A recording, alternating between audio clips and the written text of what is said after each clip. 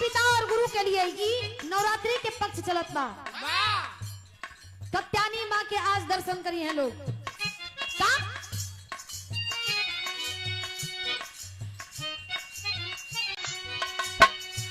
अरे ममता से भरा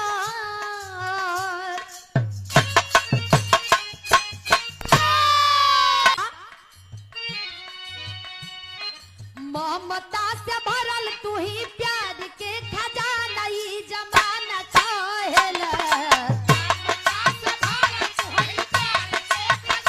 ई जमाना कहेला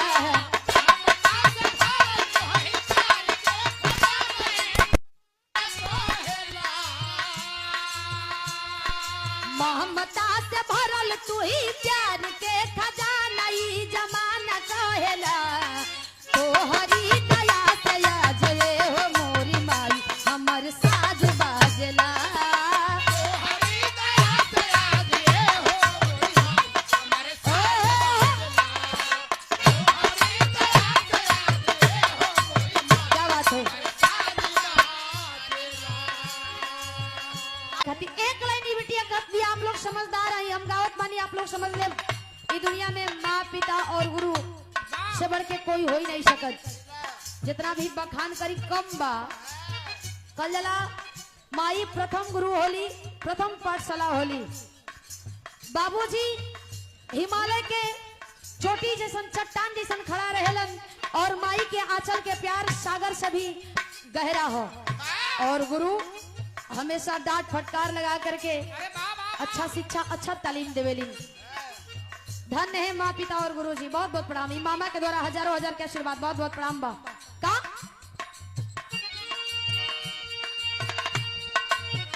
नव महीनवा गर्भवा में राखी के पाली पोसी कहिलू जवान हो।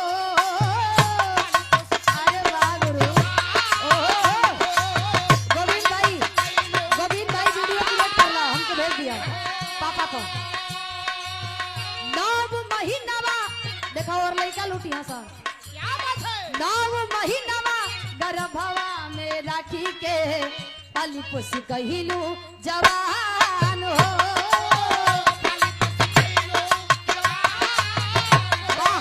ताली बजे भैया पीछे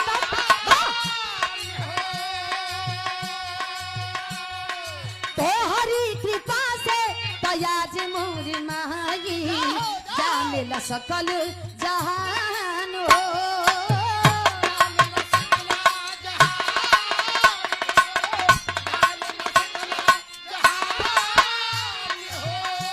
एतने ना जब जब बिटिया संकट में पड़ेले तब तब उबारे लुका फेरलू नजरिया तू जब हमारा वरिया हमर काज बनेला।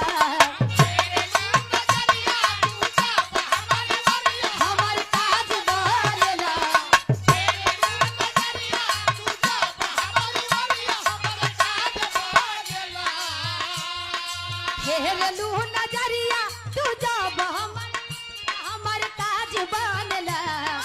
तोहरी दया से आज रे हो मोरी माई हमर साज बाजला। तोहरी दया से आज रे हो मोरी माई हमर साज क्या बात है गुरु। तोहरी दया से आज रे हो मोरी माई हमर साज। आखिरी भाव हमरे वंदना के कैसन गुरुजी। सुख नंदन के माई दिहलु तू भगिया जगा